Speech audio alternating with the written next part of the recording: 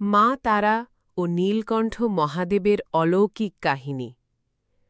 আপনি কি জানেন, সমুদ্র মন্থনের সময় যখন দেবতা ও অসুররা অমৃত লাভের জন্য ক্ষীরসাগর মন্থন করেছিলেন, তখন অমৃতের আগেই এক ভয়ঙ্কর বিষ বের হয়েছিল? সেই বিষের নাম ছিল কালকূট বা হলাহল। তার বিষজ্বালা এতটাই প্রখর ছিল যে সমগ্র ব্রহ্মাণ্ড জ্বলতে শুরু করল। দেবতা, অসুর, ঋষি ও সমস্ত প্রাণী ভয়ে আতঙ্কিত হয়ে পড়ল। তখন সৃষ্টিকে রক্ষা করার জন্য স্বয়ং ভগবান শিব এগিয়ে এলেন। মহাদেব কোনো ভয় না করেই সেই বিষ নিজের কণ্ঠে ধারণ করলেন। বিষ গলায় ধারণ করার ফলে তার কণ্ঠ নীল বর্ণ ধারণ করল, আর তখন থেকেই তিনি নীলকণ্ঠ নামে পরিচিত হলেন। কিন্তু হলাহলের প্রভাব ছিল অত্যন্ত ভয়ঙ্কর। বিষের জ্বালায় শিবের সমগ্র দেহ দগ্ধ হতে লাগল। তার চেতনা টলমল করতে শুরু করল এবং তিনি প্রায় অচেতন হয়ে পড়লেন। সমগ্র ব্রহ্মাণ্ড ভয়ে কেঁপে উঠল, কারণ শিবের কিছু হলে সৃষ্টির ভারসাম্য নষ্ট হয়ে যেত।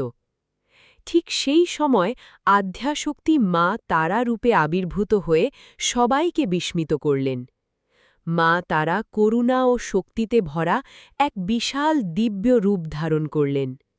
তিনি বিষ যন্ত্রণায় কাতর মহাদেবকে নিজের কোলে তুলে নিলেন, যেমন এক মা তার অসুস্থ সন্তানকে আগলে রাখেন। এরপর মা তারা তার অমৃতসম দুধ মহাদেবকে পান করালেন।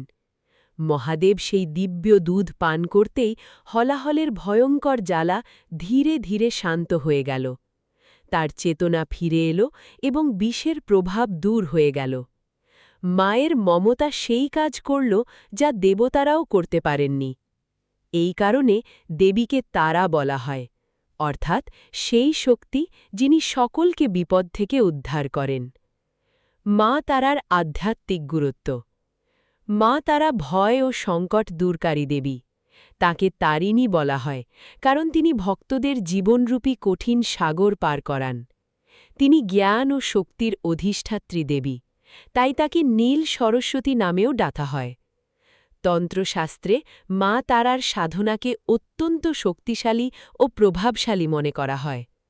তারাপীঠ এবং তারা দেবী মন্দির আজও এই দিব্য কাহিনীর জীবন্ত প্রতীক হিসেবে পূজিত। এই কাহিনীর শিক্ষা: যখন স্বয়ং মহাদেবও বিষের জ্বালায় কাতর হয়ে পড়েছিলেন, তখন আদ্যাশক্তি নিজের করুণায় তাকে রক্ষা করেছিলেন।